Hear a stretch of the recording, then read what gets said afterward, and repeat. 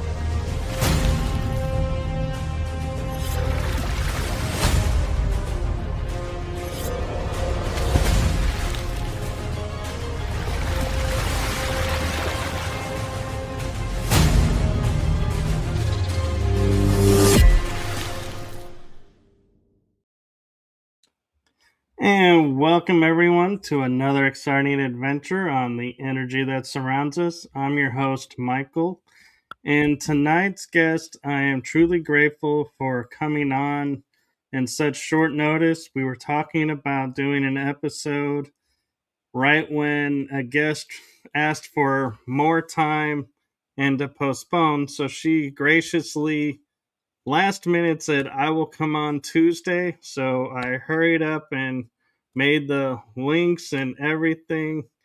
And I am so excited to bring this episode because this is an episode that I have not had on before. And I think is something that really, honestly, deeply needs to be addressed. And so I hope you all will tune in and enjoy what we have to share with you because this is, I feel, something important for our growth and for ourselves on any level. And I'm going to stop rambling now and turn it over to my amazing guest to introduce herself. I give you the one, the only super extraordinaire, Phaedra Jade Star. Hi, Michael. Thank you so much for having me on tonight. I'm so excited. This is absolutely something we should be talking about: intimacy, relationships, connection, what that looks like, what that feels like in life, because relationships are really, it's everything. I mean, you can't take your status with you, you can't take your things with you, but you take your memories, you take your heart, you take your connections with you. So I'm super excited to be here. I'm excited as well. And can you share with us a little bit of your background and how you got involved in all of this? My goodness, yes. Like most of us, I was having a lot of struggle in relationships. I got married very early, at the age of 19, and then married again at 26. And I just felt like, what in the heck is happening?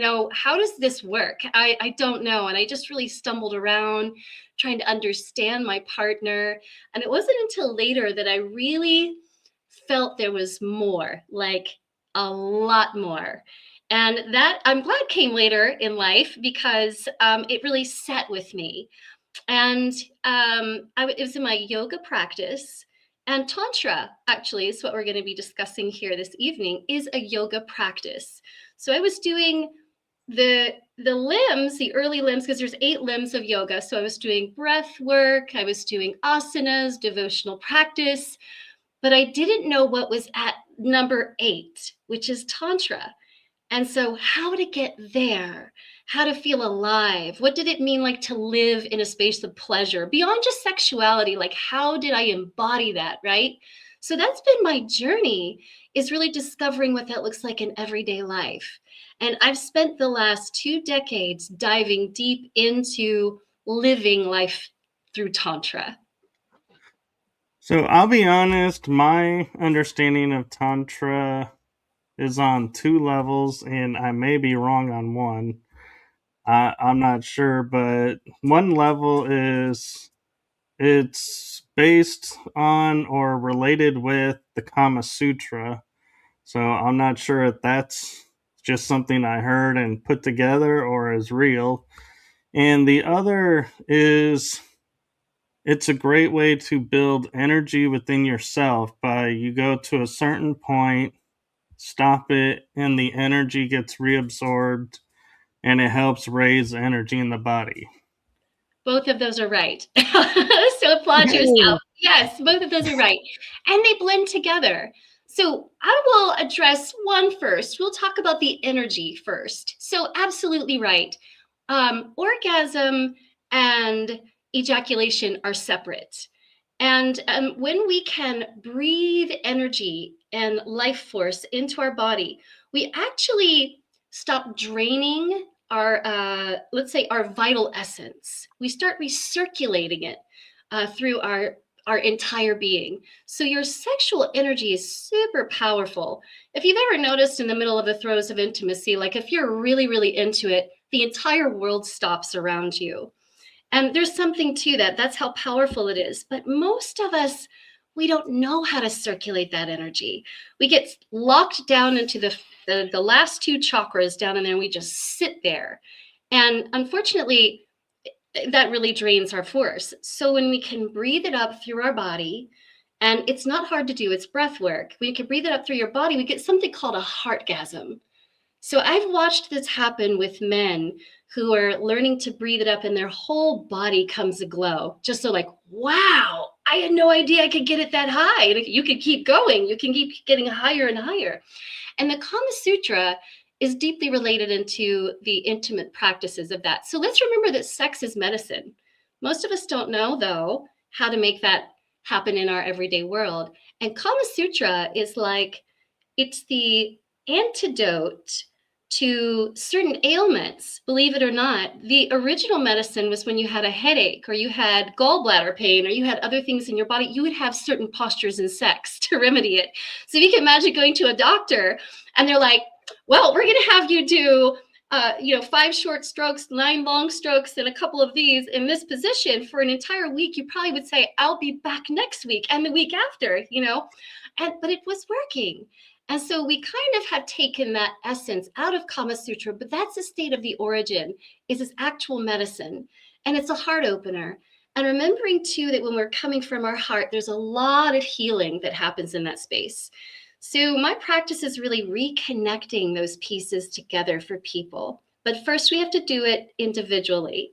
So I know a lot of us like to jump into, well, how do you do it together? And the process is how you love yourself first. What is the process of learning how to breathe energy up in your own body? Because it becomes complex when you add another individual in, right? Right.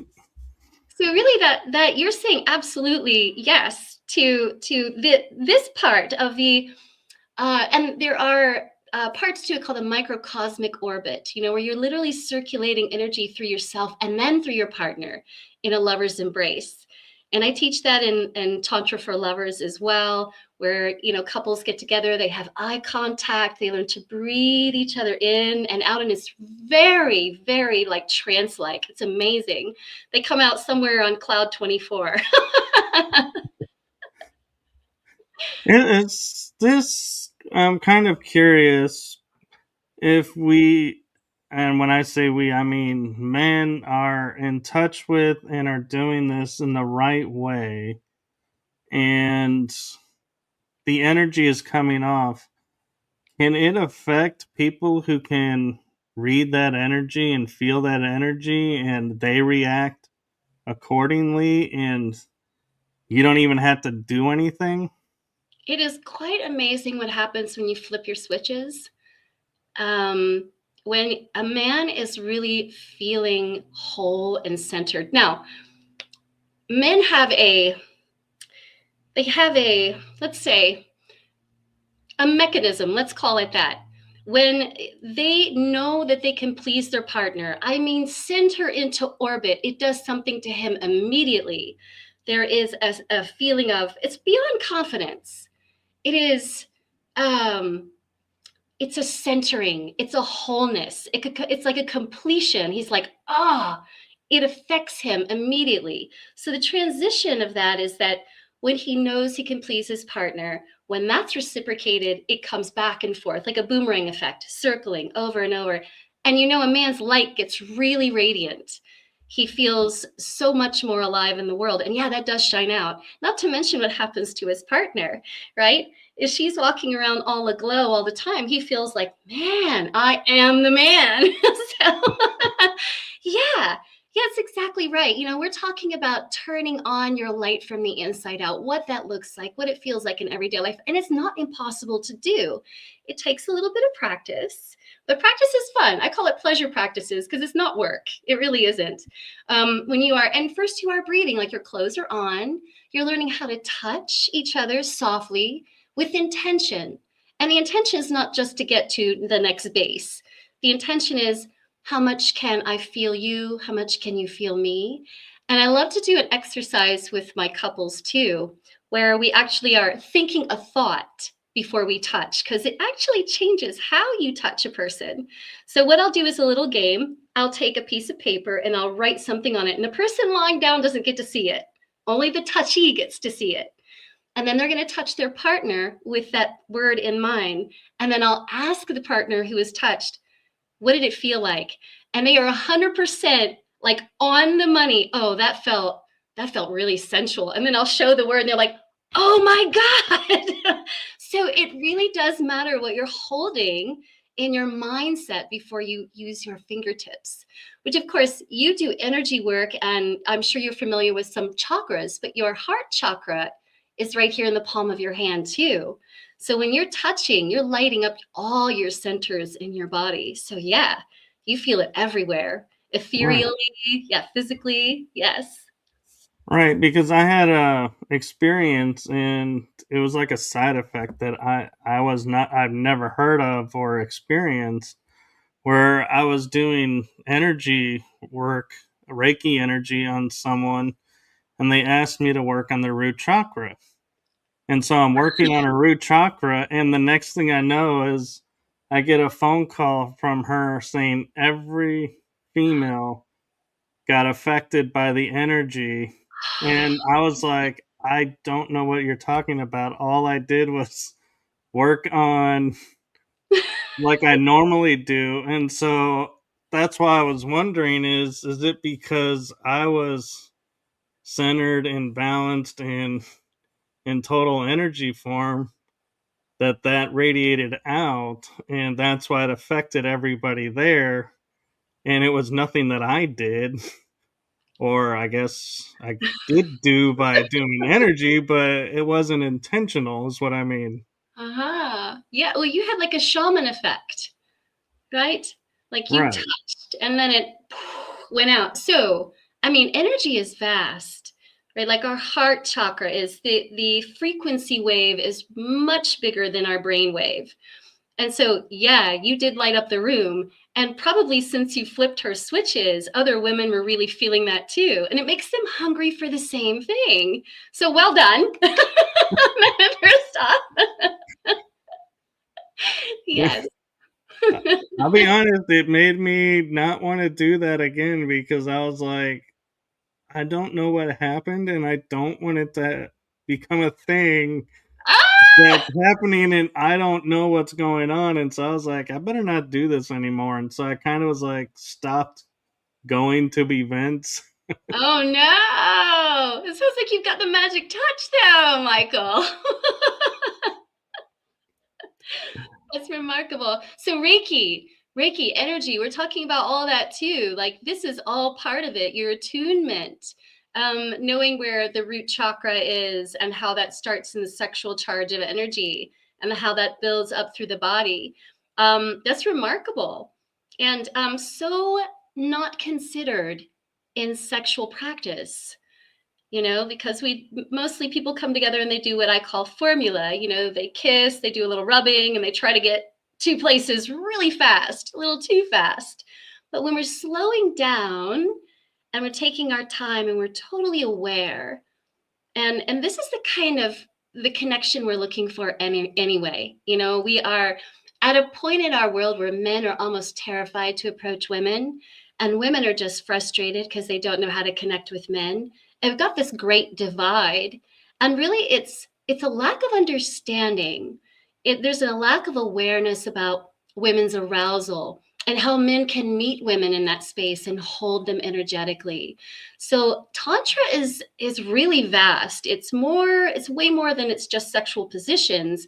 It's encompassed in moving energy and connection together, and not just in sex. I mean, literally, it's like when you wake up in the morning, can you say what you appreciate about your partner? That's tantric, right? Can you look in your partner's eyes and say nothing at all and say everything too? That's also tantric. So it's very expansive. That makes sense and everything. And I kind of feel like one of the main issues is with, why the two are having trouble connecting is in society we have the divine masculine is being hammered down and being told is toxic. The Yeah. divine feminine has gone off the charts and is going to extremes, and it's like there's no balance anymore. Correct. We are seeing something really remarkable. Your polarities are necessary. So, I mean, I've seen, women say, oh, we don't really need men. And men go, oh, but you actually need each other. You really do. Yin and yang, cold and hot. We all need each other, right? And so we're definitely in need of that balance you're talking about, that harmony. And here's the thing, Michael. Women are driving on yang energy. I mean, they're all go, go, go get it. And while that's okay, is also not their essence. A woman's essence is to attract, to open, to blossom, to bring in, right? A man is his mode is very straightforward, directive, go get it, right? And if he's too complacent, feeling lazy and not in his center, he's depressed.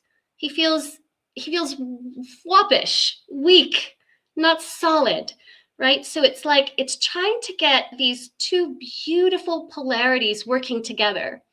And I like to think about it like this, like women are kind of a storm, right? We are much more emotional, we are watery. And men, if they can hold a space, they can hold the space around this woman and not try to fix her, but hold her, right? And when a woman feels safe, she opens and blossoms. And when a man can hold a woman when she opens, he feels sacred and secure, right? So it's really kind of shifting dynamic here because, men are naturally, they want to protect, they want to honor, they want to love, they want to be devoted, they love to please. And sometimes women are like, I can do it by myself, and that's great. But sometimes we just need to relax and let a man do it for us. It feels really good. I don't know what happened to not letting people open the car door for us. That seems crazy. I I mean, know. old And school. it's like, and I had a relationship where I thought I was doing everything the right way. I was being supportive. I was offering support for everything she was going through, and I got ghosted for it. And I was like, that threw me for a loop because I was Yeah. like, wait, if I'm doing everything right and I get tossed to the corner, I do everything wrong, I get tossed to the corner. What's the point? Because I'm going to get tossed to the corner. Right. Yeah, exactly. Where's the center line? Right. So just being true to yourself, Michael, being authentic and knowing who you are, that's the only thing you have to do. And, there's going to be a lot of women that come and go. Like I get that too. A lot of men bouncing in and out, and hey, that's what we practice in discernment, right? It's not personal. If we're absolutely doing what we need to be doing to keep ourselves centered, then that's where we stay. right? In our sovereignty.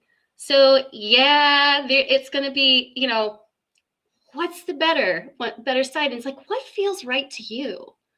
What feels genuine within your makeup there? I mean, if Right. you're, yeah, And it's interesting you talk about being old school. Is I kind of grew up and taught myself a lot of things, and one of the things that I taught myself was, this is going to go into metaphysics a little bit, and probably into areas a lot of people don't think about, but women are like the portal of creation. So I was like, I can't enter that space unless there is full commitment, and I can't just go in the portal, leave the portal, and be like, one and done, thank you, okay, one night hmm, stand or anything. It's like I never was that way. It's like I programmed myself that if there isn't long term, it's not happening, because I don't do the creation cycle just to do the cycle. yeah, There's a purpose for it. There's yeah. a sacredness to it. It sounds like you're an investor. See, it's worth investing in on long term because our relationships get better when we do that. Superficial stuff is just, it's exactly that, one and done. But when we get older, we are longing for that connection. Things just don't do it for us anymore. That whole quick pickup at the bar just kind of, it's not my thing. Where is the juice in this? Like, where is you're right, the vortex of creation. Where can I enter and be accepted and received and continue to keep giving and getting it back, right? Because that is way more attractive than just hitting something off real quick and exchanging phone numbers and it's like, yeah, out the door. So yeah, the investment for us is absolutely important. And I mean, with what we have in lifestyle now, we have non-monogamous, monogamous, polyamorous, and it goes into a long list of possibilities.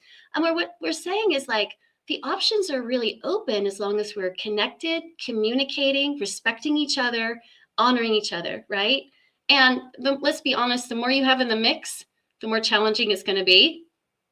Shadows surface, situations happen, sometimes jealousy occurs, right? And you have to be ready to address all of those things in your relationships when you're doing it. Yeah, I will admit, I would be talking with some women, and I would be turned off and be like, sorry, this isn't going to work, because if I was to say I was talking to a friend of mine and this is what she was going through, they flip on this jealousy switch, and I'm like, I Yeah. it's like an instant kill for me, because I'm like, I don't have it, I don't understand it, and it's like it confuses me, and I'm like, and it's drama, and I'm like, I don't like drama. No. Who has time for drama? None of us. Not really. Yeah, and they would say, well, if I didn't love you, then jealousy shows that I do, and I'm like, no, it doesn't. Hmm. Not to me, at Recognition least. and appreciation shows that you love someone, right? Jealousy is an Right. insecurity. If I can be just straight cut to the center there, it means we have some place in us that doesn't feel like it's enough. And that's real And close to shame.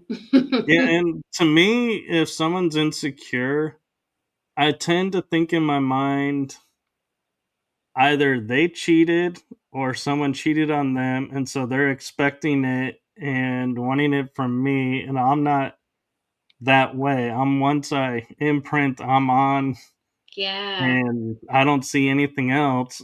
But it's like, and then I'll be accused of it. I'm like, oh, I'm mirroring it for you, so you're the one that's doing it, and I will end it even if I have no proof of it, because I'm Oh. like, the universe is showing it to me, which means if it ain't Mhm. me, it's them.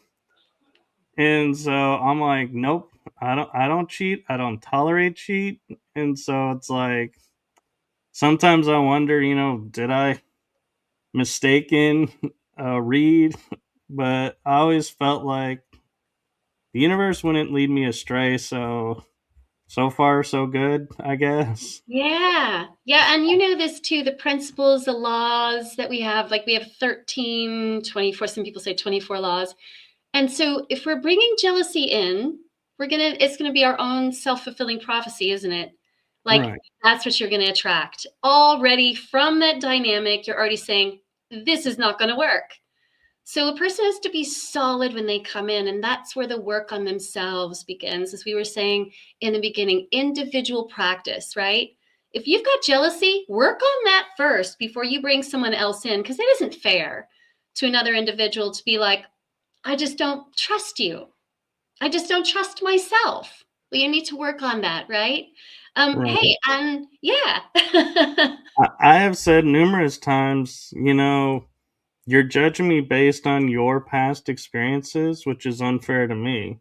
Yes. And I do my best not to judge you based on my past experiences. It is hard, and they come out of left field sometimes, and you Yeah. know, it's all part of, you know, you used the term shadow work, and I'm used to shadow work being like learning lessons in life, changing patterns in your life, but I've never thought of shadow work on the intimacy level. Like, Oh, yes. and so is it the same type of work, or is it through different means and different ways, so to speak? When we're dealing with shadows, we're dealing with all kinds of complexities, right? We're dealing with childhood shadows, we're dealing with intimacy shadows, we're dealing with all kinds of pieces. So yeah, intimacy shadows are those nasty little "you're not enough, they'll never like you got too many skeletons in your closet," all of that stuff. And so, or body image, right? Shame, or all of those things, they come up. And so working through those shadows are imperative. Now, there are techniques that we can do where we bond together, where people are literally helping each other move through the spaces of healing. But you can't lean on a person. That's the difference, is you can't ask another person to work your shadows for you. They can only be your support while you're working through that. So it's absolutely important that we work through those more erotic, intimate parts of us, because we don't want to bring that in the bedroom. Now, we're not perfect. None of us are going to be exempt of shadows. Actually, if we don't have a shadow, we don't know light. Remember, we said we need both contrast, but your shadows don't want to take over your light. That's not good. So we've got to be able to turn our light on enough where shadows kind of stay in the back where they belong. And they, when we need to address them, we go, oh, there you are. Come forth. I'm not afraid to see you and work through you. But if we don't, shadows are so big and scary, people just stuff them down, right? They just don't even want to go there. They try to drink it, pill pop it, go get shopping, whatever, take a new girlfriend. And none of that is going to help the shadow. It's still there.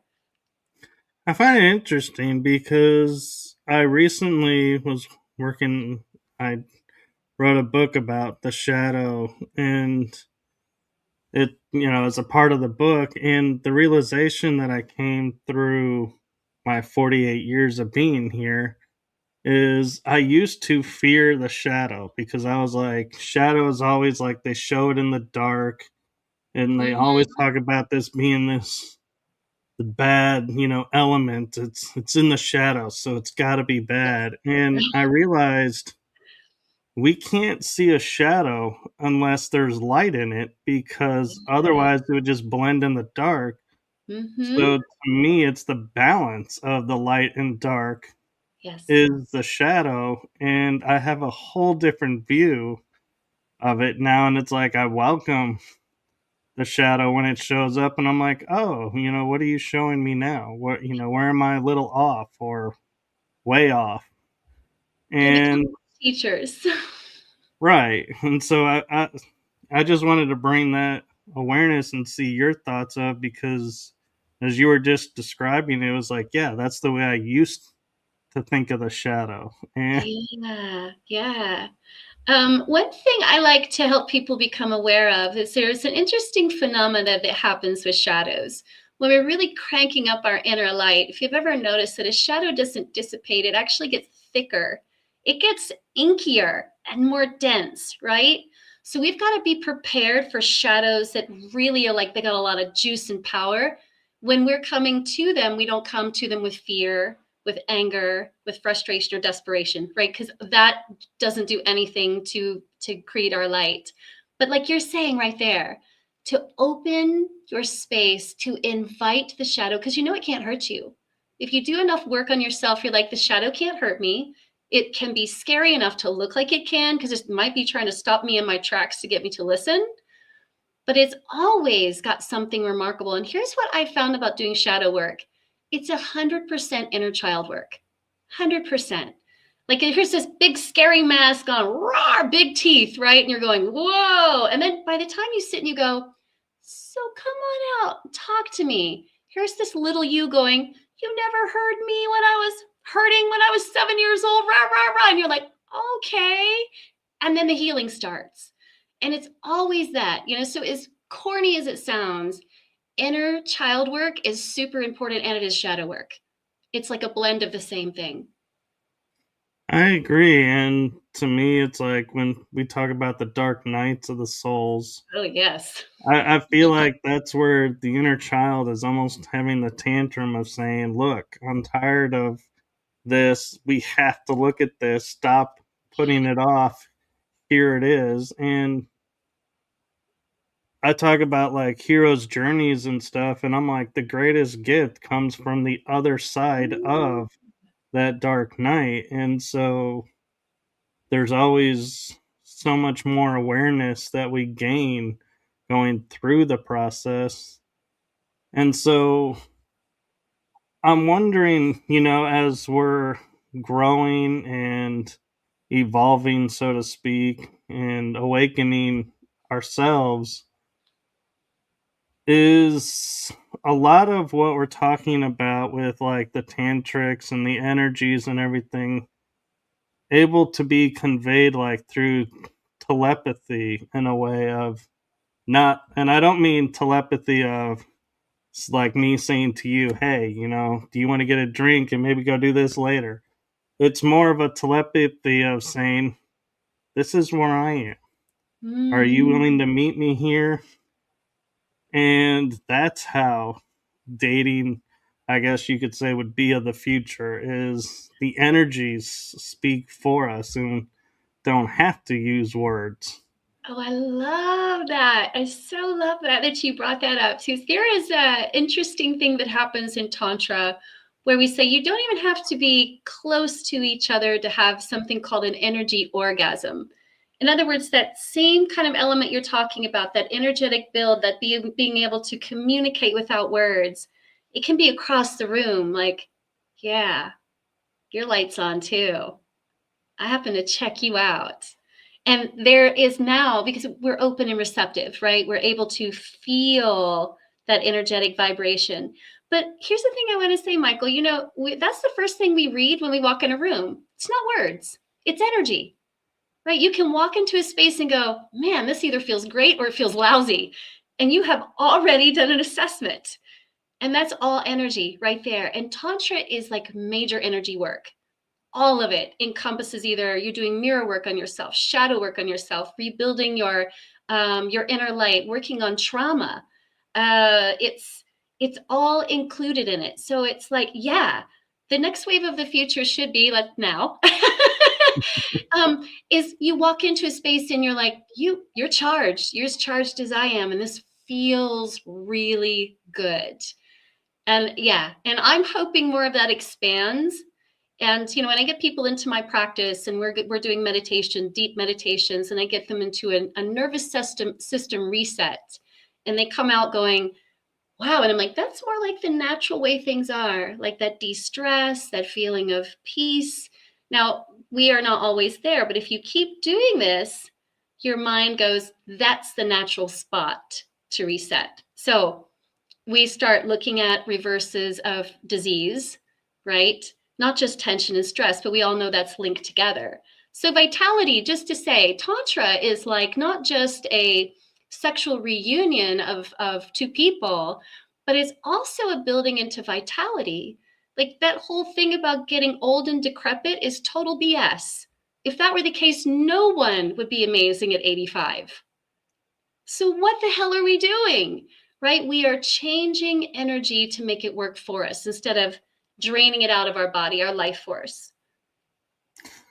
And so there is a caveat though to it, and I've had this from my own personal experiences.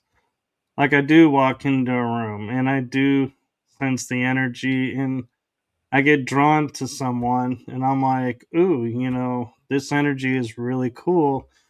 And I get over and I talk a little bit and then I notice ring on the finger and I'm like, why am I being drawn to someone not available? And Oh. or be like, energy, connects and they're like, oh, I'm seeing someone, but you seem really cool. And it's like, again, why am I being drawn to what's not available? And so how do we kind of, they laugh about like radars for different things. It's like, how do you get the sense of knowing I want to connect with who's available, not the Hmm. unavailables? Yeah, okay, right, because there's really not a buffer when you're talking about walking into a room and you're vibing. So maybe the intention, because remember, we are so powerful, right? I mean, we are extremely powerful. So just having the intention of, I just want to connect with people that are available can start to shift that up a bit. Because otherwise, we're going, man, I just want to meet awesome people in the room. And the universe goes, yeah, let's do it. And some of those people are taken. So, yeah. And hey, if it happens, look, it wasn't that you were wrong. It wasn't that you were off the mark. They just, you were like, I see something gorgeous in you. And apparently someone else did too. And they just got to you first. So keep going. Don't give up. It's a fun ride.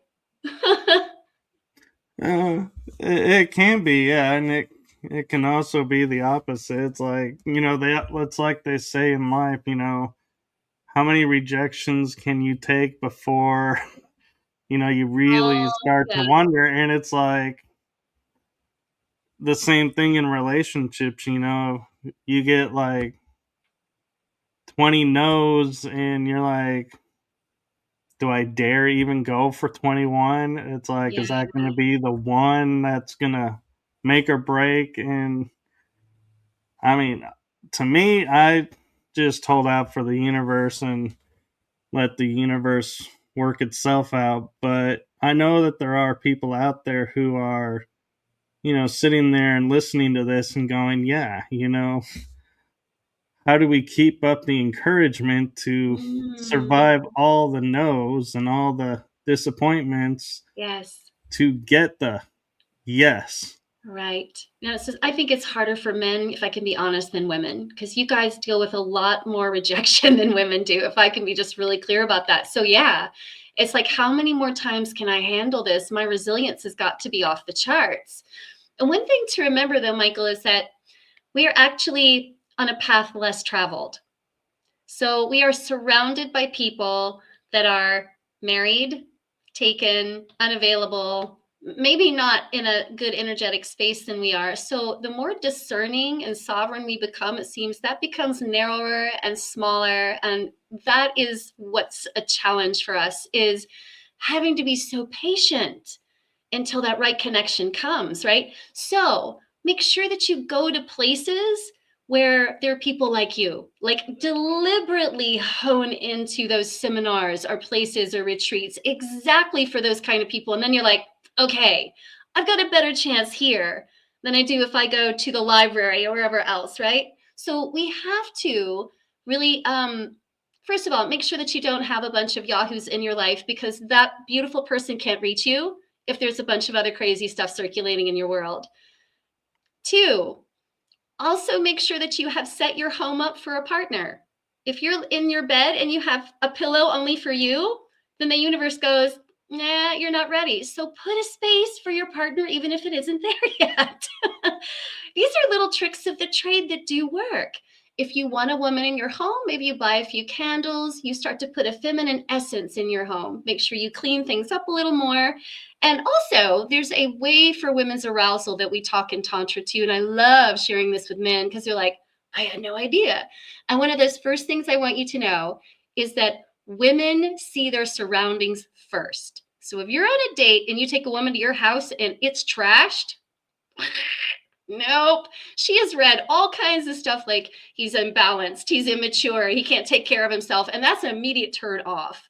So lower the lights, as cheesy as it sounds, put on Barry White, whatever else you like, you know, and set the scene, really. Because you're saying, I'm taking time to connect to you on this level. And this draws women into the soft space that they need to be, because we need them to be receptive and open, right? So yeah, making sure that you're honing into those spaces where you're going to find those amazing women. Because look, even if you get a no, you're still getting a friend. You're still getting a connection. You may not be getting the sex you're looking for right now, but that has the potential to grow. See what I'm saying? I do, and I wonder now that I think about it, I do have one mindset that I wonder kind of puts up a red flag block, and it is when it comes to the kitchen and cooking, I don't like when people enter the kitchen and start cooking with me because it's like my mind is like, I'm making this dish. This is, my magic coming to Oh, you on a plate, and it's my creation, and it's my meditation space, yeah. balance. And you're coming in and you're like, let me do this, let me do that. And I'm like, you're throwing me off. And it's like, so I'm wondering, could that be kind of red flag that it's like, I don't want someone in the kitchen with me and I need to relook at that? Well, I don't know. It depends. Let's think about it this way. There's two ways to come through on that one. One is that you can be really direct, Michael. You can say, love, I want to serve you tonight. So don't come in the kitchen. My treat. Go sit down. Okay. Now you've used your masculine polarity to be polite, and she's going to be like, oh, that's pretty nice. Two, let's think about what if you're doing something really wild and sensual in that kitchen? Maybe you're making her the dessert for the evening. You might have her come in. So your options are open, just depending on what you want to do. But you can totally be clear about that. You can say, no, sweetheart, I'm going to please you tonight. And you do mean it. Let me surprise you. I'm not even going to tell you what I'm cooking. Curiosity. All of these things are delicious, right? So sometimes it's just how we say it. No red Yeah, flags.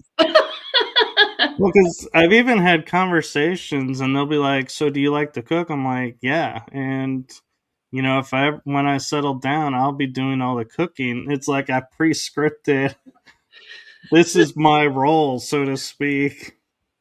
And I always found it interesting because, like, I would watch old TV shows like Donna Reed show Oh, yeah. and Ozzie and Harriet.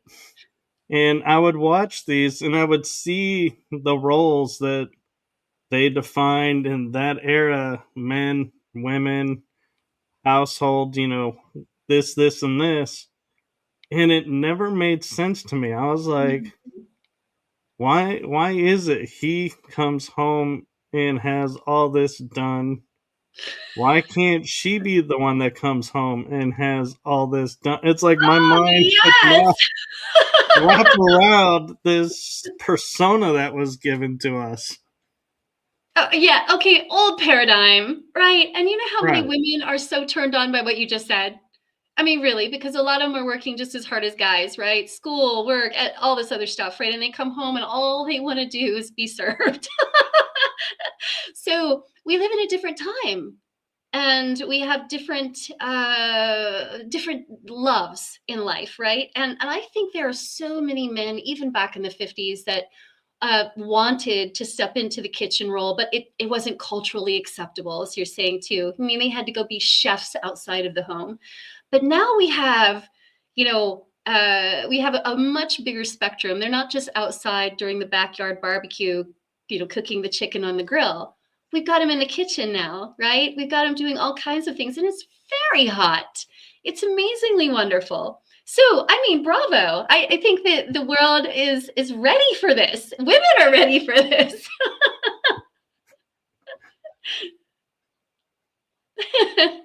So, but I guess my question then becomes is how do you relate it more, I guess, acceptable to everyone? Because it seems like again, when I bring it up, it seems like everyone's like, okay, whatever, and goes off. So I must be not communicating it in the right way. It's just a tweak, darling. Just a tiny tweak. That's it. Course direction, not a big one. You're not way off the mark.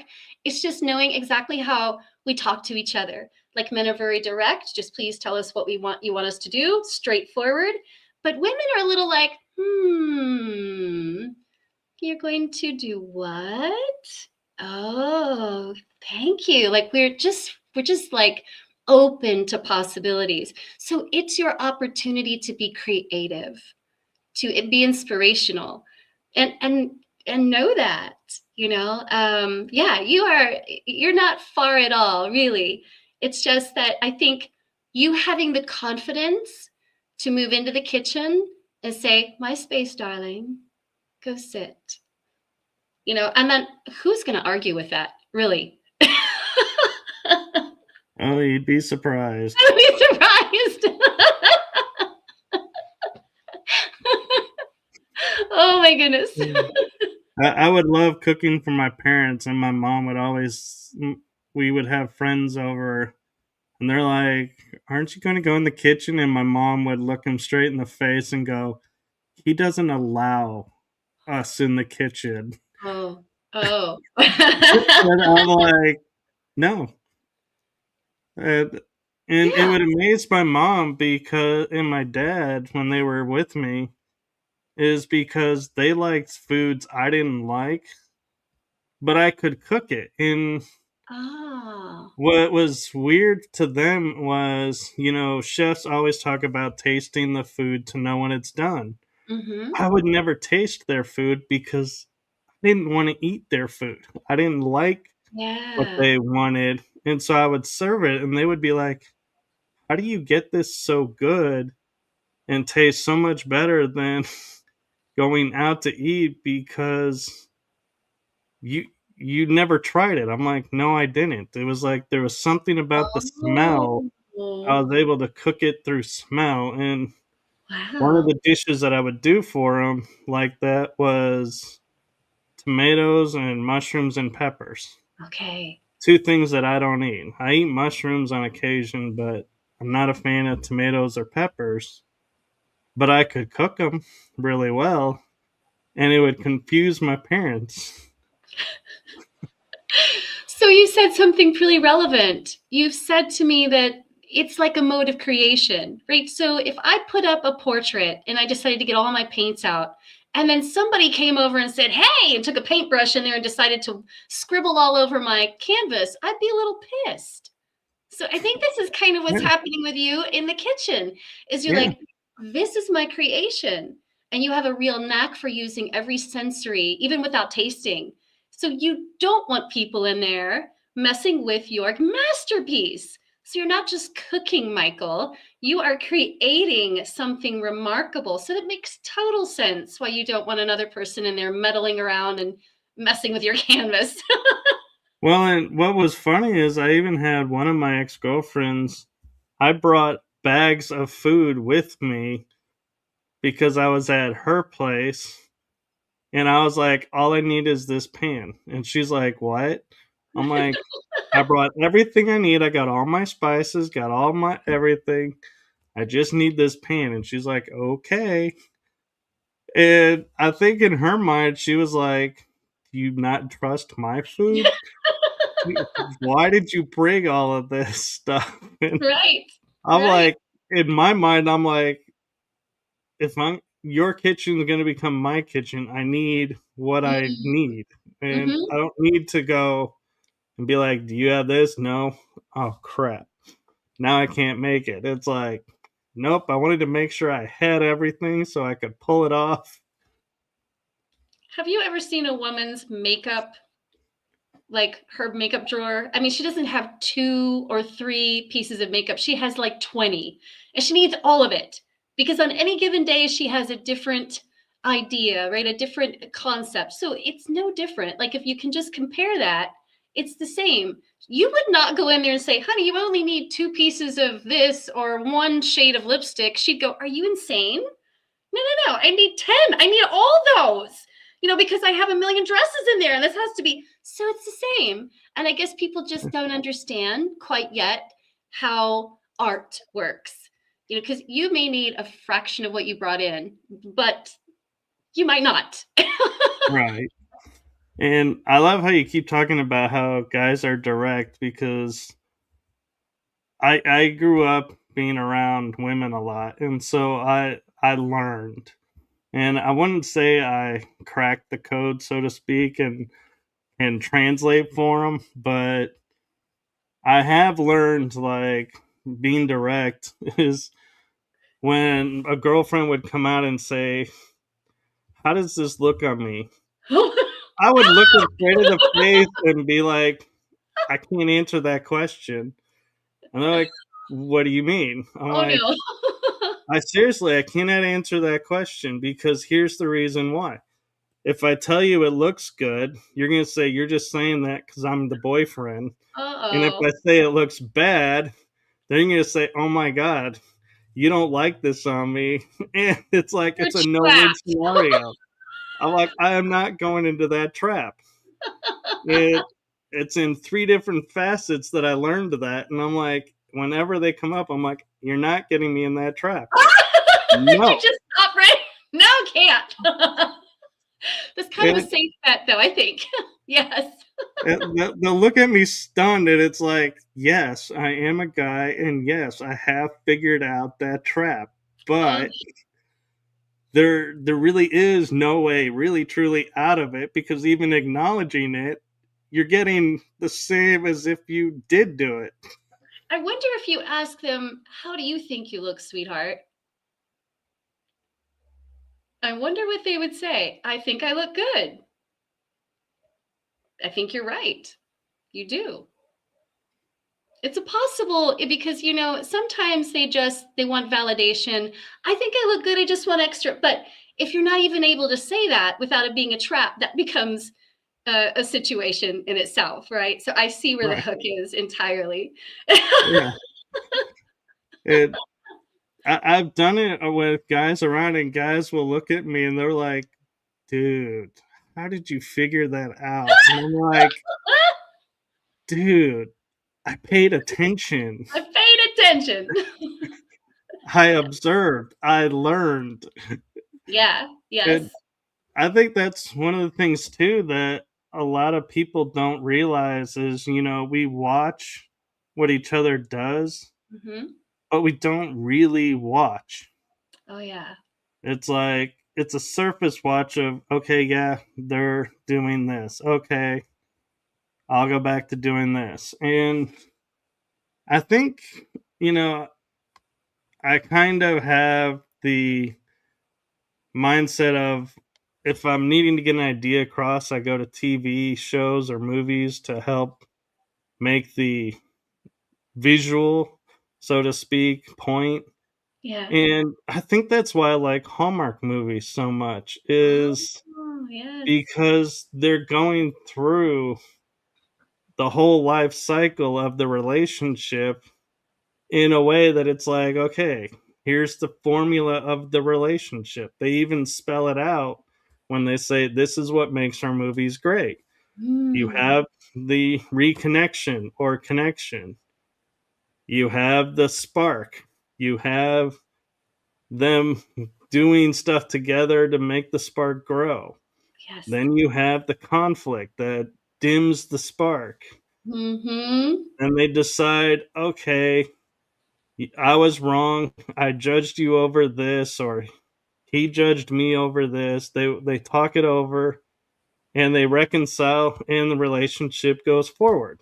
Yes. And they get married, or however the movie ends. And so it's like I look at life now that way, and there are times that it's like I'm like, this is so profound, but then there are times that I look at it and go, this is so just TV movie.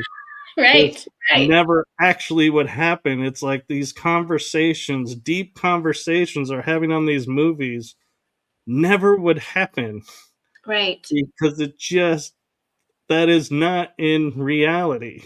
Yeah. Yeah. No, And right. I, That's why it's a movie. and I wonder, because I start filtering it that way, it's like, it starts landing that way. It's like, is that blocking me from having it in reality? Because why can't it be reality? Why am Yeah. I programming myself not to have that reality? Ooh, good question. Good question. One thing that I noticed that I love symbology, if you haven't figured that out by now. One thing, I love what you're saying here about how things come together. And what I've recognized is I like to term things like we are building a garden. When two people first get together, they have a ton of light together. People are like, ooh, there's something between you guys. We feel it, it's palpable. The energy is very, very palpable. And I say that this at this point, we're building a garden around us. And that might look like tomatoes, watermelon, it might look like roses, but every single part of that garden needs nurturing and care in a unique way. You actually have to take care of a rose differently than you do a watermelon, right? And as long as the two of you are in the center, you're good. But what happens was, as soon as things are going right, you take each other out and you stick career in the middle. You stick children in the middle. And you're running around the garden trying to keep up, and everything's falling apart. So the whole thing I like to say is, as long as the two of you stand in the center, you're strong. And you have to remember, you need sun, you need breath, you need water. That means you need time to grow, to love each other, and pay attention, right? If something's wilting in your garden, don't ignore it. And you're going to have to pull weeds. You have to pull weeds. It's inevitable. But we are always building. And here's the thing, relationships typically don't plateau for long durations. We just don't know how to build the spark. And Tantra is about continuing the that exploration, right? So we stay young forever. We get to points where we can talk about what really, like, things we've wanted to try. What's on your bucket list? What do you really want to do that you've never done before? And then we go about trying to make that happen together, because it's a unit, right? That whole thing about being one, being married as one or unified as one, is not just an interesting terminology. It really is solid. When your partner's hurting, you hurt too. So, and as long as we can recognize that, don't take yourself out of the center of that garden, or everything else falls apart. So I think movies are beautiful in helping us to try to explore those possibilities, but they're also fantasy, right? And I think you realize, like, where's the juice in this I can hold on to? Like, what, because you long for it. We all do. I'm telling you, this is what we want. We want connection. More than anything in the world, we want to be seen, we want to be heard, recognized, appreciated, approved of. That's what we're looking for. That's the golden chalice. Yeah, the cars come and go, the jobs come and go, blah, blah, blah, blah. But does your love stay solid? And that's the real work. Yeah, and that's so true. And one of the things that I always found interesting was when you would hear, like, you talk to your grandparents and you'd be like, how are you guys still together? And they would just be like, well, we just, we're comfortable. We know each other. We are, we're just here for each other. And you're like, okay. And they make it look like there's no work needed because they just go with the flow. And then you'll hear other people who are like, I've been married for 5 years and we're getting bored and dull and we're needing to spice it up. And I'm like, Why do you need to spice it up? What is different between, and I know not everybody's relationship is the same, but in my mind I start looking at how did theirs quote unquote Mm, fizzle out in 5 years, where these people haven't fizzled out yet in their 50 years. It's yeah. like, what's the difference? What caused this? And I start to wonder, going, and then it's like you hear, oh, if you start a business and you can make it 3 years, you can make it, no matter what. And I'm like, okay. And they're like, in marriage, if you can make it, I think it's 5 years, you can pretty much last the test of time. And I'm like, why do we have ourselves on these Uh-huh. plans of, we have this much time to establish this, or this will happen? Yeah. Where did that start, and why? First, I have to say that that whole process of if we stay together 3 to 5 years, we can make it is total crap, because challenges happen, losses happen, situations occur. If the house burns down, you lose a child, that affects your relationship. So there's no truth in that. But what happens with those people that stay solid for 50 years? They keep themselves in the center of the garden. They never stop growing the love for each other. They can hold the cup in the morning and sip their tea and look in each other's eyes and be like, honey, I love you for all these reasons. You still knock my socks off. So there's appreciation between the two of them because they recognize that's what's important. These days, they're hijacked by overstimulation all the time, and they're always looking for something new and exciting. And well, that's okay too, but sometimes it's great just to hold each other, to be in each other's space, and to slow down, right? And when we can honor each other, that's what makes things grow, whether it's 3 years or it's 50 years. We just don't give up on each other. So, really, there is some effort that you have to put into to doing this love thing. And if you talk to people who are like your grandparents, they won't tell you it was an easy road. They will never tell you that they didn't have any challenges. They'll say, man, we had some rocky times, 100%, but they worked through it. Why? Because their love was that important. So really, it's got to be like people these days are like, maybe there's somebody better. And they're just so quick to give up on themselves and each other. So that's the truth of that. We don't keep needing like better, more, more, more, more. But what we need is like authenticity. We need presence. We need to be able to stay in each other's space and actually love each other with ketchup on our cheeks, right? And looking crazy in the morning and bad breath and all of that, and love each other through all that too, because hard times are coming. That's 100%. There's no relationship that's a smooth sailor. Never, because we're always growing, right? So you have to make the Right. choice. And I wonder sometimes too if the way I kind of brought myself up with relationships kind of impacts this as well. Is like, I could be on a date with someone and the waitress is totally flirting, and I will never realize it. I will be completely oblivious to it. Or I could be with my parents and family friends, and they're like, "You should totally go get that waitress's number. She's flirting with you." I'm like, "No, she's not." And it's Oh, like, I never see it. And I'm mm, wondering if it's because, in my mind, as I said earlier, I don't have it in me to cheat. yeah, When what I mean by that is, I laugh with people, but it's true. Is, if I'm like, say, dating someone at this moment, a female could walk up to me, undress, and I would never even notice she was undressing. And yes. I'd be like, "Can I help you?" You're loyal. And be totally oblivious to what's going on. And I often wonder, why is it people will sit there in relationships? I see it on TV all the time, where they're like, "Oh, so and so is paying attention to me, and so I got really interested and I didn't quite cheat, but I wanted to. And it's like, Mhm. why? You know, why did you stray? Why would you want to stray? And that's the part that confuses me is because I don't see it. I Yeah. don't have it in me. And so it's like, I can't understand the strain. Yeah. No, I get you. But we have to understand too, people also work out of validation. When they're always questioning, am I enough?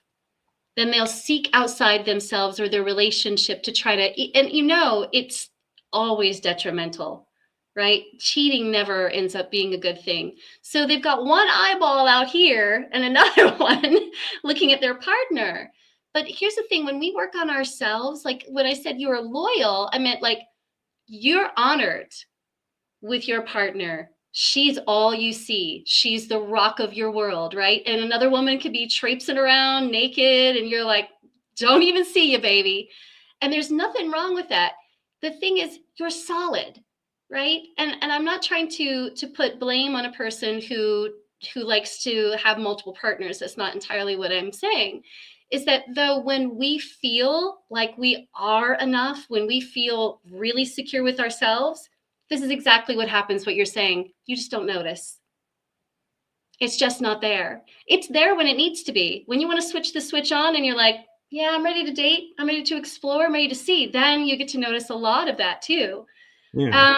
Yeah. Yeah. Does that make And sense? it does. And it would annoy my mom actually quite a lot because she would be like, you're not married. You're not, committed to anything.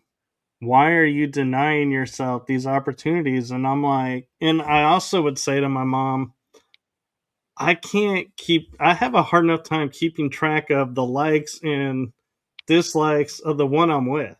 You Yeah. start adding two or three, I am like, I don't know how guys do this. And I literally, it's like when I hear one guy's like, oh, I got this girl in this city and this one in this city, and I have this one and I'm married to this one. I'm like, how do you keep them all straight?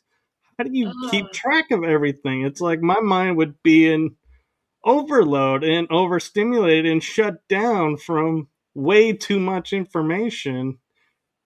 And I'm like, how is this even possible? Anyone could do this. And I do know it ends up failing all the time, but it's like the fact that they can do it at all amazes me, but not to the point that I want to do it. But yeah. it just, I'm like, and the same thing with women. It's like, how do you keep track of all these different things? And I actually got ostracized from my family, one side of my family, because I wouldn't go do the sell your wild oats path because that's what they wanted us to do. And that's what they, like, my cousins would do. And they were like, these, what they're doing is great. What you're doing is not. And I'm like, I think you got that backwards somehow. Were you dropped as a kid or something? Because this is not normal. What I'm doing is the normal thing. And Yeah. so, it's how do you reconcile that, and come to terms with that and settle, and balance all of that? That is a really great question. So, with people, they fragment. What you're saying is, when you have one person, let's say your primary lover, all of your energy can go into that one person. And yes, it's enough energy for you to work on yourself and then to be with one other. Even if you add another person in that mix, you still have to be super solid with your primary, right? Like the second you start going behind their back and they don't know what you're doing, you're fragmenting and you are becoming weaker because of it. Too many pieces, too much in the brain, too much energy all over the radar ends up in collapse. So even with polyamory relationships or polyamorous relationships, you still have to be you have to have a primary. You have to hone in, right? And then those people that you're adding, you have to have that much energy put into those people too. So it's a lot more work. To be totally honest, to make it work, it's a lot of work because there's no such thing as I'm just going to go behind your back tonight, George, and I'll be back tomorrow morning. And don't you worry about what I'm doing, because George is going to be up all night thinking about what you're doing. Yeah. Yeah.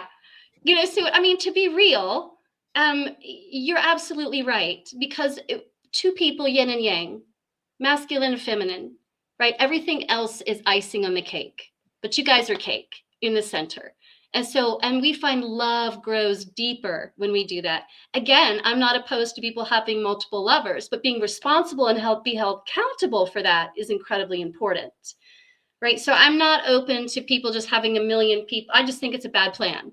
It's a bad plan sexually. It's a bad plan energetically. It's even a bad plan on your, all of it, your finances too. Yeah. I can see detriment in it as well. So yes.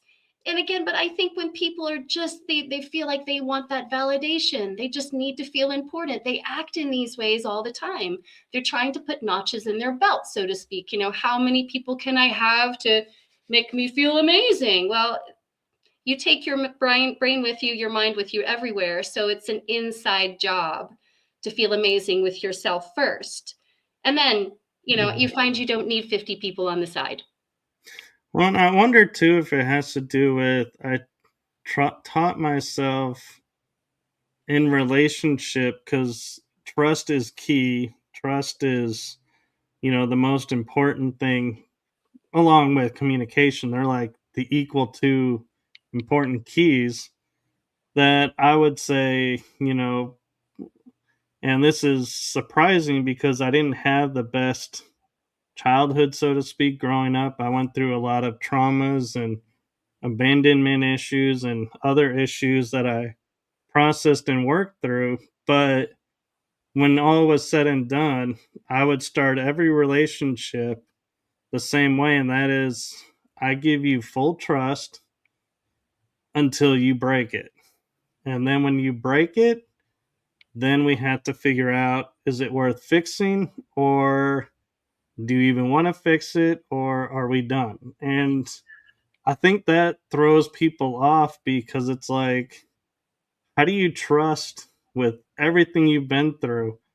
How can you actually really trust someone you've just met and have that and not expect them to break it? It's like, well, I don't expect them to break it, but there's breaking it in that they don't tell me, Yeah. and I find out there's somebody else Right. breaking versus them coming and saying, hey, you know, I went and had drinks with so and so, and I'm like, thanks for telling me. Am I Mm-hmm. happy about it? Not really. Is it bothering me? No, Right. because I know you came home here and you felt comfortable enough to tell me. So I'm okay with it. I'm not upset. Right. Mm-hmm. But it's when it's hidden, that's where, to me, the trust starts whittling and eventually breaks. Yes. And so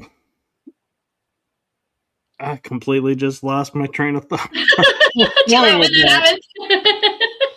I was like, I feel like maybe I was just tooting my own horn at that moment, but no, I'm sure I had a point. I was going there with, oh, now I got it.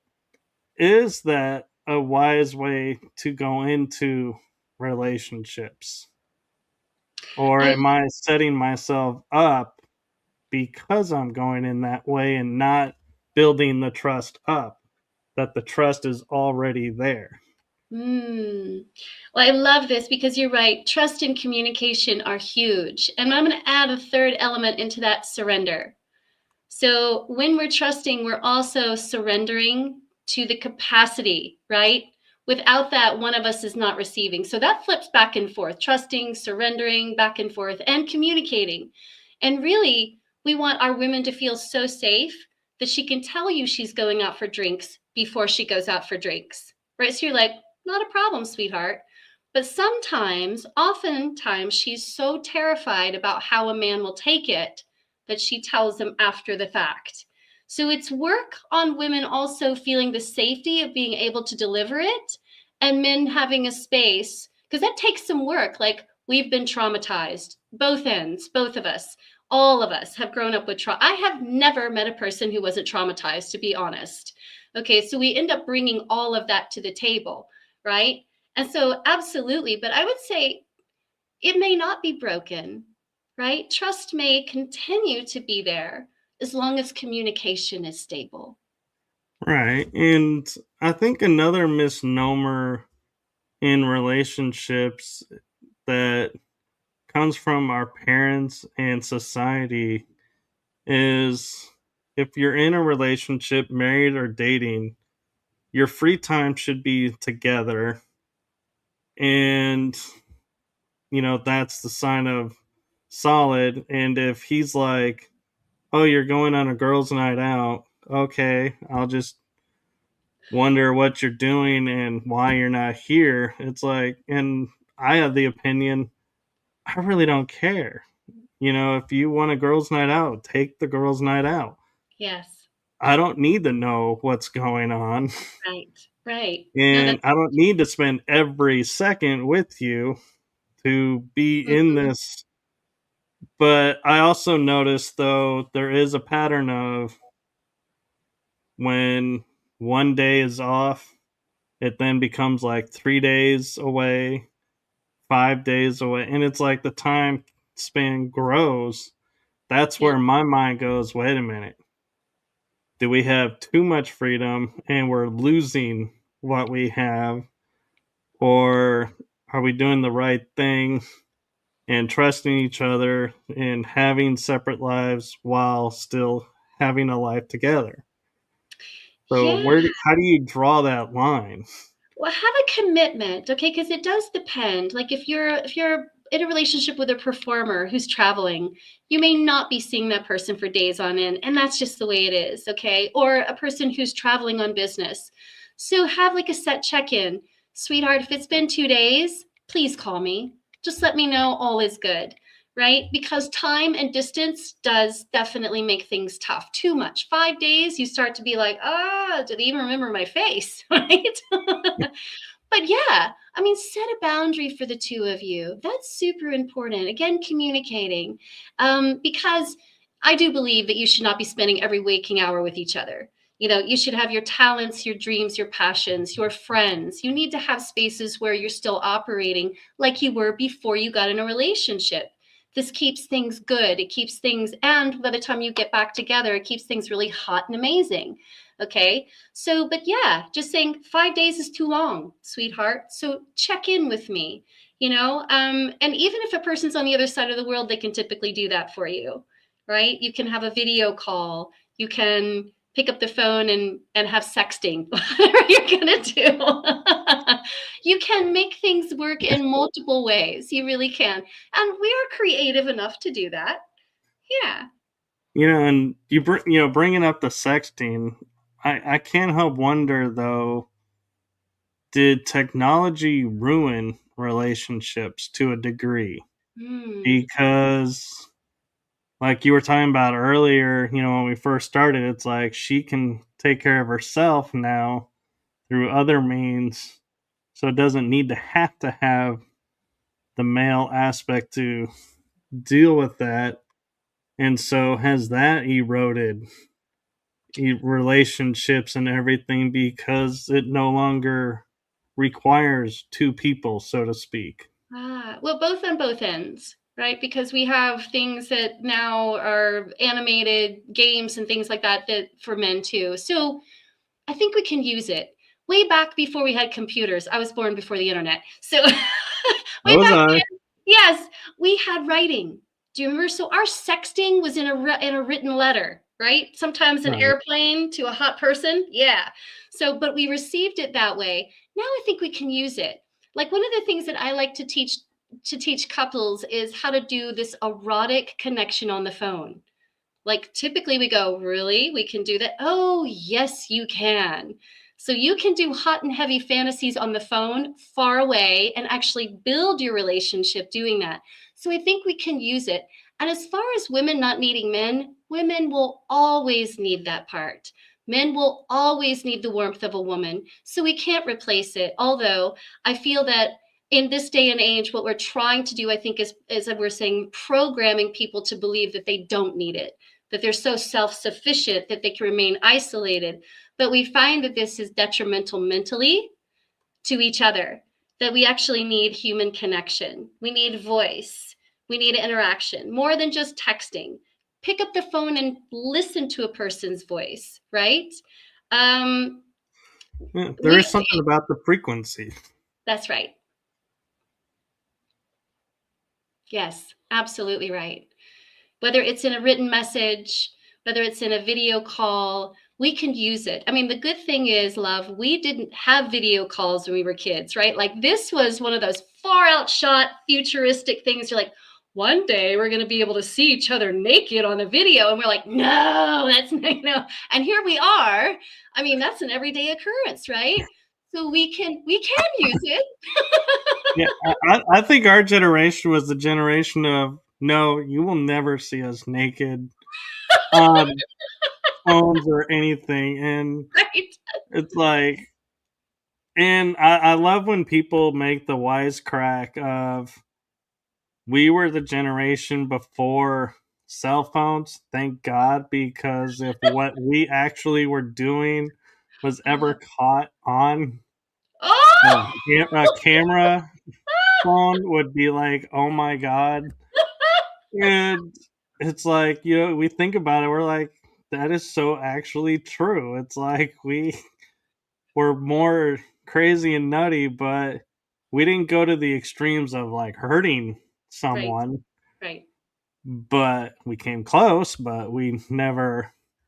And I feel like that's why I wonder what technology is ruining it, because it makes it too accessible. It makes it Mhm. too out there that it no longer has that sacred feeling to it, that it's becoming just an activity. Yes, yes. Remember when we used to build heat on the phone? Remember when we were talking on the phone and the cord was so long you could reach across the other end of the house, Yeah. right? Your parents couldn't hear Yep. you. So, but we were building heat, like you couldn't see each other.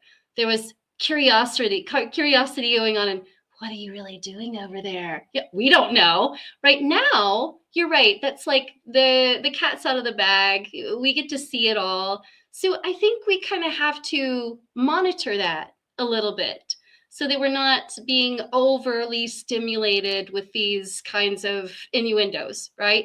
Because some of it is too it is too much. It is too fast, too quick, and what we see obviously is we're having consequences for those kinds of things, where anxiety disorders, more depression, more feelings of isolation, right? Disenfranchisement, all of that stuff is coming up.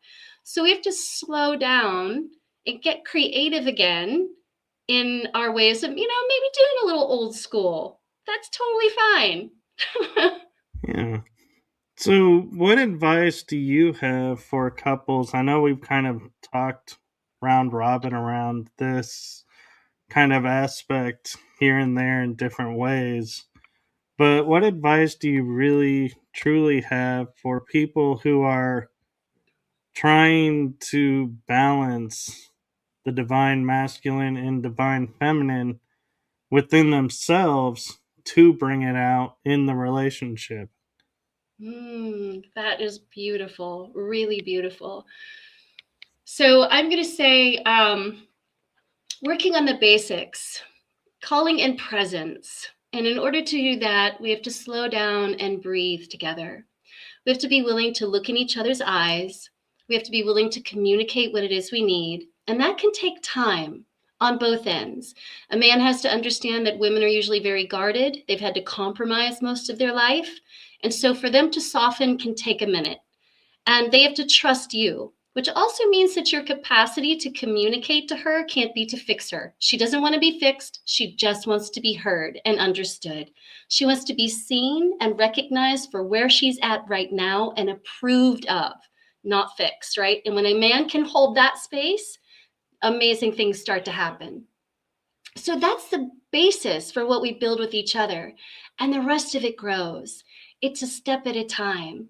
But getting back into that beautiful bonding where you're sitting together, holding space. And I say do it every day. Like I have a ritual for couples called the appreciation ritual. Like every day, listing 5 things that you appreciate about each other before you go to bed. Like that's the last thing on your mind is, baby, I loved what we did today. And in the morning, doing that too. That doesn't hurt at all. Start the day out like that too. It's how you begin, right? It's the thoughts you hold about each other. Life is going to happen around you. It really is. But having practices for women also where they fill their own cup. Because women are so used to giving, giving, giving, gotta do, and they don't take it back. They can't even take a compliment. You know that? They can't take a Oh compliment. Oh, no, yeah. no, this old dress. I know. I mean, it's hard for a woman to say, thank you. Yeah, it is a good dress, isn't it? I mean, that takes a little bit of work. But when she can start doing that and really feel it, there's a magic occurrence that happens. She's being witnessed and she's being accepted. So it's a dance. It really is. And one last thing I'm kind of curious about, since we're talking about all this, and I have a prime example lined up for it that comes from my life, and I get what I call falsely accused of stuff because of this. Is in my nature is if I was to say genuinely, the example I'm going to give, I'm just going to preface is true, and I'm not making it up just for the point of the thing of what I'm asking, but to say like your hair looks really nice and that's a really cute outfit on you, I would in turn be looked at and saying, "Why are you flirting with that person? Oh, What right. what are you doing?" And I'm like, I wasn't flirting. I was just stating a comment, Mm-hmm. but it gets misread. And so Yes. is that because how I said it or related, or is that their shadow coming out and I really didn't do anything wrong and I shouldn't stop, and look and go, uh, how do I need to say this so it comes out right? And Okay. just be my authentic self and saying it, but then I don't want to deal with the drama in the car, so to speak, of why were you flirting with that person? You totally were flirting with them. And I'm like, Okay, what? so I can tell you where this comes from. All right, so this is pretty easy. So most men will use these kind of tactics for access, and a woman knows that. And she will quickly relate anything that's nice said to her as you want something more. There tends to be an expectation sitting there, even when there's not one. So here's something that I tend to have men do: deliver the compliment and walk the fuck off. Excuse my language. Walk away immediately. Leave like, thank you. Your hair is beautiful and I love your outfit. And walk away. And she goes, oh, he didn't try to go further. Wow. Maybe he really just meant that. And doing that enough times so just shaves off the possibility that you are not there trying to gain access for women. And sometimes women will go, oh man, he almost didn't even wait for me to say thank you. How interesting. Though you do, you're like, that's wonderful, but I just wanted to deliver this and say that, and then I'm going to leave and depart. And flirting, by the way, doesn't necessarily mean that you're wanting to go further into that. You just are the idea here, and I'm going to say this. When I tell women to flirt, I'm like, it's not about sex. Look, I can flirt with a dog. I can flirt with your grandmother. I can flirt with a cat down the street, meaning that I'm slowing down enough to pay attention and I'm going to have a blast. I'm just going to be engaged. That's what flirting is. It has nothing to do with sex. So, but people get twisted about that. Oh, you must have an agenda or an expectation. Probably not. And so you just deliver your beautiful, shining self, and you almost can't be worried about how women take it because the women that can take that compliment will take it well and say, thank you. And that'll be the end completely. But that's typically what's happening so that it's not you. Okay. It's a cultural dynamic by women are used to a man giving a compliment because it's right around the corner. Can I have your number? Before we hit that, we're like, oh, no, no, don't even want to go there. So it's cut off. So I don't think you're doing a thing wrong. It's just other things that are going on within their construct. Yeah, because in my mind, one, I don't see flirtation when it's coming my way. And like you were saying earlier, about the language, I'm like, I for damn sure have no idea how to flirt in my own head. So I'm like, when I get told you're flirting, I'm like, yeah, whatever. I'm like, I don't Teach have a me clue how how. to do it. I'm like, I never learned to flirt. I never learned how that works. And so when I get accused of it, it's like my mind is like, yeah, whatever. And I wonder if, that, comes off in a bad way too to people is that it comes off as I don't believe you that what you're saying is true. And coming off as saying I don't believe you, and it's not that, it's I don't believe I did it because I don't believe I can. And so it's that disbelief in me. I'm wondering if they're picking it up Uh-huh. and going, oh, so now he's going to say he doesn't believe me because he's doing something. And now we're in shadow dancing, aren't we? Yep. Full circle. But Yes. that's how my life works. Is it's like I do that and mentally I play that script whenever I say something, do something. It's like I'm going through that script of did she read it this way? Did I relay it this way? Am I not seeing something? Are they pointing something out that I need to pay attention to? Or are Uh-huh. they judging me and I don't need to? And it's like I go through this mind dance.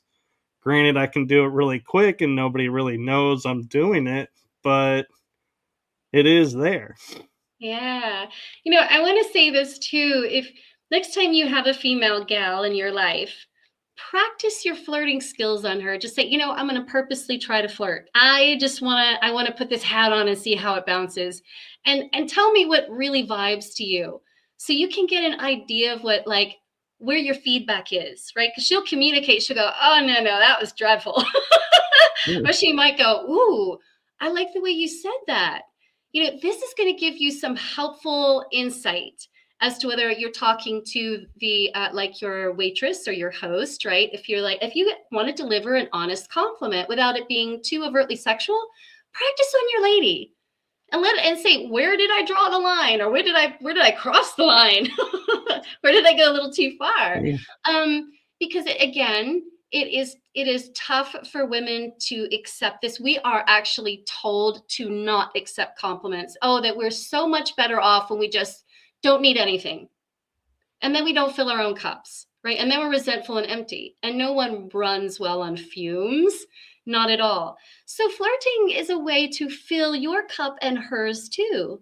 Like quite literally, I'm teaching women in practice, like flirting should be an everyday thing that you do, and it has nothing to do with sex, really. But moving through life happy, free, feeling good, being open, being confident that you can say what you need to say. And no matter what people, if a person can tell you what their opinion is, it still belongs to them, Michael. It's still their Yeah. opinion, right? So you just Yeah. own you.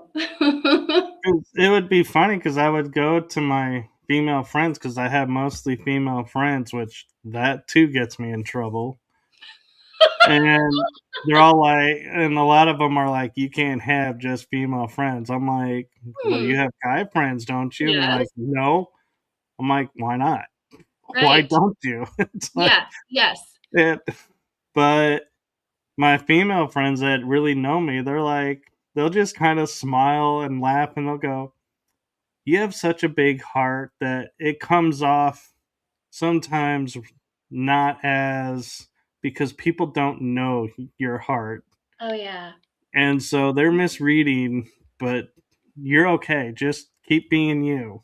That's And right. it's like, I kind of like having that balancing act because it's like, I know they're not going to fluff me and say, "Oh, we'll tell him what he wants to hear Proof. because you know we're have this friendship." No, that's we're honest with each other, and it's yeah. And so there are so many times that I've been told it's because you have such a big heart. People don't know it; they're not used to that, and so they're misreading Mhm. it. And I'm like, well, I don't know what else to do with it. It is what it is. That's right. It is. And you're still delivering. You're still delivering something beautiful. And look, even if they can't take it right now, you still gave it. Like you planted a seed of, I see you. You are beautiful. I recognize you today. And that's what you delivered. They'll be able to take it or they won't. Still not your job to make sure that they do, right? But yeah, and definitely we can have female friends, male friends. And when we think that we get in a relationship, we can no longer have that, it posts an interesting construct, doesn't it?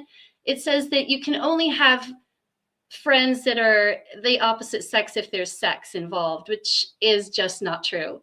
It's not true at all. So I think it's really good to still have that balance, to have the feminine and the masculine, because you would do that if you were single. I don't think a whole lot should change because when it really disrupts who you are, you end up living fraudulently. You know what I'm saying? You don't Right. feel back in your mind, you're missing it. You're aching for how it used to be. And that's not fair to anyone. Yeah. Well, I just realized we are over an hour and a half already. Look at that. I'm like, we're actually approaching an hour and 40 minutes. I'm like, wow. You I see what time flies when you're having fun. and so is there anything you wish to promote or anything you have coming up that you would like to promote before we end this Yes. part? Yes, I have the Jade Garden coming up actually May 28th, and that is an all inclusive 6-week immersion for women that are learning the sacred wisdom of yoni. We have the ancient practices of anatomy, the sacred yoni ritual exercises with the yoni egg, and how to really tap into pleasure throughout your whole life. So it's not just about parts of your body, it's about really tuning into your feminine wisdom. So that is coming around soon for those people who want to follow me, get on board with that. There are a couple of prerequisites. I do require a little meditation and a little yoga classes, and that's just because we want to be centered and used to this kind of thing because it's going to be in the course pretty repeatedly. So that's what I have going on. And there's so much more all the time. So just stay connected with me, everybody. Yes, and hopefully we'll get you back on and we can I'd love that. continue this because I agree. It's like as much as we were talking tonight, it's like I feel like I'll normally say we've hit the proverbial ice tip of the iceberg, but I feel like we didn't even really get to the tip of the iceberg. It's like we got the little point at the Yeah, top. let's keep going. Absolutely. I'd be honored, Michael. Thank you. And before we go, is there anything that you would like to share with the audience that you feel like we didn't get a chance to get to tonight? I think we covered so many incredible topics this evening. We talked about shadows, we talked about feelings, we talked about being able to be confident in our body, we talked about relationships and what that looks like and how we connect with each other, and how ages and lifestyle and culture has definitely changed the dynamic on understanding polarity and how we want to come into spaces that feel natural and very sacred for us. And I think we're heading in the right direction. I really do. I think that we are coming into a new earth, a new vibe, and that we're at the best time ever to be alive. Truly, truly. So keep up the good work. Keep shining. Keep being who you are. Keep reaching higher. Because it's unlimited. Our potential is vast. Yeah, well, thank you. And yes, I agree. And I just want to point out Kaylee Jacobs 1984. I hope I'm pronouncing that right. He Yes! says, "You done great tonight, Goddess and Michael. I love the questions you asked." Well, thank you. Thank you, Kaylee. Yes. Fantastic. Thank you so much, Michael, for having me here. And I'd be honored to do this again since we only barely tipped the iceberg. Yes, and I do have a message for you, Phaedra. And this is something that comes from my heart that I've kind of branched from over the seasons, kind of making it my own. And that is from my heart and the heart of my shows to you. Thank you for what you're doing for humanity. Oh, It's seen, felt, and heard and appreciated. thank you so much. That means a lot, Michael. Thank you. Back at you, man. Thank you. So, to everyone watching this, make sure you like, subscribe, follow along my channel because you never know when we'll have Phaedra back on. And also follow Phaedra. Her links are in the description. And so do follow along, support us. We can't do what we do without your support. Yes. I mean, we could, but it'd be really boring. But Truth. so thank you, everyone, and have a wonderful night. And we will see you all on the next episode. Good Thank night, you. everyone.